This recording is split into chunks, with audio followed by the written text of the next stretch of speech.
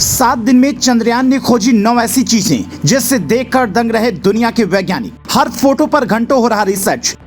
चंदा मामा को लगाया थर्मामीटर, फिर भेजा तापमान, ऑक्सीजन, सल्फर के अलावा चांद पर और क्या क्या मिला।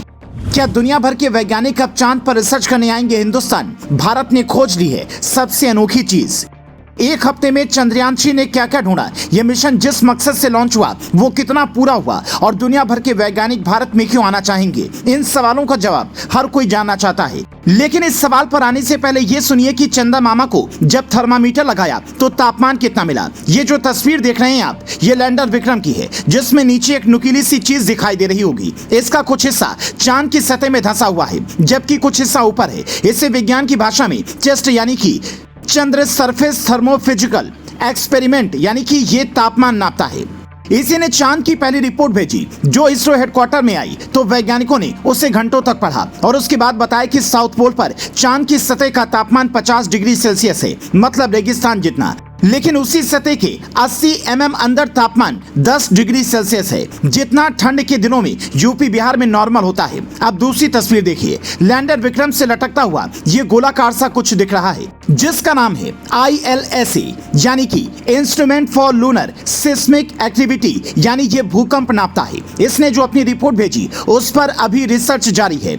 ऐसा ही एक और सिस्टम चंद्रयान में लगा है जिसका नाम है LIBS यानी कि लेजर ब्रेकडाउन स्पेक्ट्रोस्कोप पेलोड। उसने जो रिपोर्ट भेजी है उससे पता चला है कि चांद पर सल्फर, एल्युमिनियम, आयरन, क्रोमियम और टाइटेनियम मौजूद है। चांद की मिट्टी में मैग्नीज, सिलिकॉन और ऑक्सीजन भी है। जब वैज्ञानिकों को चांद पर ऑक्सीजन का पता चला तो खुश हो गए, लगा वहां पर बसना अब आसान होने वाला है।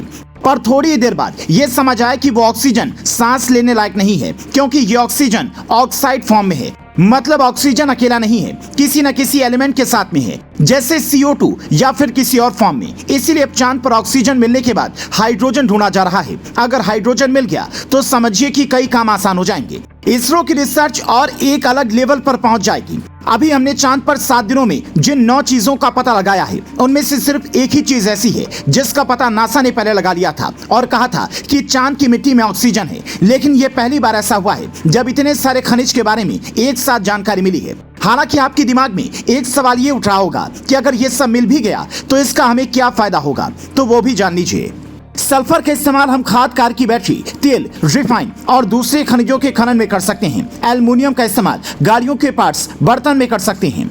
खिड़कियां, छत की दीवारें और कॉयल बनाने में कर सकते हैं। कैल्शियम की मदद से सीमेंट, कांच, टूथपेस्ट बना सकते हैं। यहाँ तक कि मेडिकल में भी इसका इस्तेमाल होता है। लोहे का इस्तेमाल जहाज, विमान, ट्रांसपोर्ट, घर के दरवाजे, खिड़कियां, यहाँ तक कि हर मजबूत चीज बनाने में होगा। मतलब जैसे जैसे चीजें मिलती जाएंगी चांद पर इंसानी बस्तियां बसने का सपना नजदीक होता जाएगा, क्योंकि ऊपर से आ रही एक एक तस्वीर पर वैज्ञानिक अभी घंटों रिसर्च कर रहे हैं। इसरो ही नहीं बल्कि नासा के वैज्ञानिक भी इस पर खास नजर रख रहे हैं और उम्मीद है कि भारत मून मिशन में दुनिया का नेतृत्व करेगा और दुनिया भर के वैज्ञानिक चांद की जानकारी के लिए हिंदुस्तान की ओर देखेंगे। Bureau report, global Bharat TV.